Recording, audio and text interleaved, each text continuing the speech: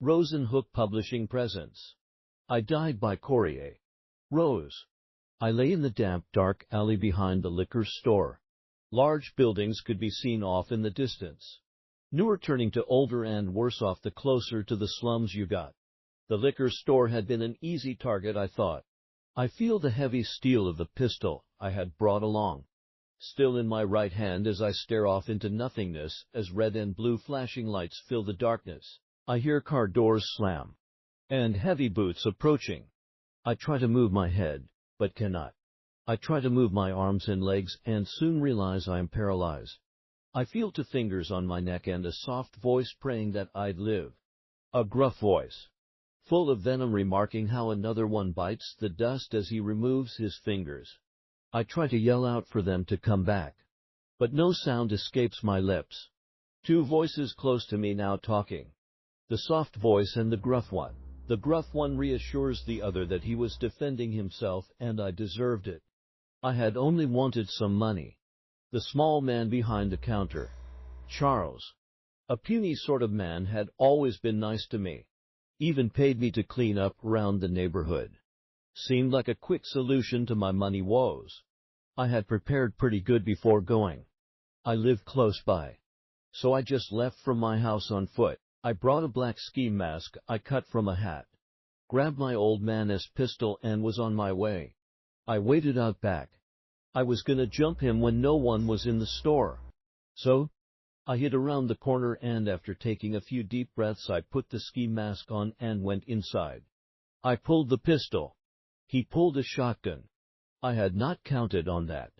And before I knew it, he fired. I felt the pellets hit me. A couple in the neck, some to the side of the face and a few in the shoulders and chest. I ran to the closest door and fell through it to where I now lay. As I thought about what had just happened, the world around me slowly went silent and what little light cast by the red and blues of the police and emergency crews slowly dwindled. I felt myself start to rise then and the world popped back into focus only for me to look down into the alley and see myself. Blood had pooled around my body from the wounds caused by the shotgun blast. Then I watched as my body was loaded onto a stretcher by 2 burly men. As I watched the ambulance pull away, I realized a sensation like static hit my body. I flipped looking straight into the stars, still unable to move. I was being pulled faster and faster. The stars bursting into familiar faces of family who had died. Each face smiled a loving smile. Even those I had never met. I continued past the sun and stopped above it. I could feel the heat brushing my back, hot and distant. The coolness of space keeping the rays at bay. In front of me appeared a man, balding and skin as black as coal. His robes are the whitest I had ever seen, so bright it almost shimmered. His large hands held a golden book and upon clearing his throat a podium of white and gold appeared. The book lifted into the air and laid itself on the podium, and with the same magic flipped to specific page. Again, the man cleared his throat as he looked from the book to me and back again, his eyes scanning the page. Finally, after seeing his eyes shift from the book to me and back again, he stood tall and walked toward me. Standing inches from me, he shakes his head back and forth. I stare at the man, barely comprehending the words. I had sinned and sinners do not go to heaven. However, there was good in me, potential for something important. But not this life. I would have another lifetime to try to find that potential. I sigh in disbelief as he lists all my sins. I want to ask him questions, but I still cannot speak or move. He looks into my eyes and shakes his head no. He cannot tell me what my talent is. He cannot tell me anything except goodbye and good luck. With that he snaps his fingers. The stars moving quickly just behind him forming a golden white gate. The podium and book vanish as the man turns from me and faces the gate. As he waved a hand, the gates parted to a land that looked perfect. Green grass grew into a field. Deer wandered through without fear of being shot.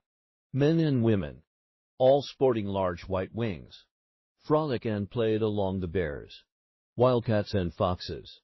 I looked at the man once more as the gates slowly close.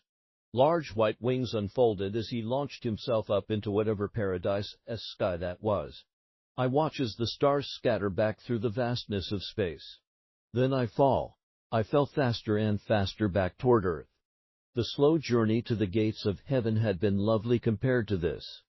I burst through the atmosphere, through blue sky and gray clouds, down watching as trees and buildings passed me by. Then the world was dark again. I was in a tight space. And I kicked and screamed until I saw a white light. I went to the brightness hoping I was heading to heaven by some chance of fate, that they had changed their minds, or even perhaps God did have a sense of humor. I stretched as I felt myself being pulled out into the white light. And I was cold. My memory then began to regress. All my hopes and prayers, my good times and bad, began to flow through my head in reverse, letting me live my life over one last time. I saw the birthday the few days before being shot. 23 years old. Family and friends having a good time. Then back to prom night, where I got lucky with my first girlfriend in the back of my dad's old green and brown station wagon. Back to being 13 and having the time of my life in Boy Scouts until being kicked out for getting high at a meeting. Back to being 11 and my grandpa passing away. Then all the way back to age 8 when I got my first dog. Then as a baby being held by my mother. Then nothing. As if every file in my brain had been deleted. And I cried. The doctor held the baby as it cried. Smiling, a nurse handed the new bundle of joy to the new mother. A healthy baby boy, he pronounces to the room. The father cuts the fussing baby's umbilical cord. And unbeknownst to the child, he had a whole new lifetime to try again.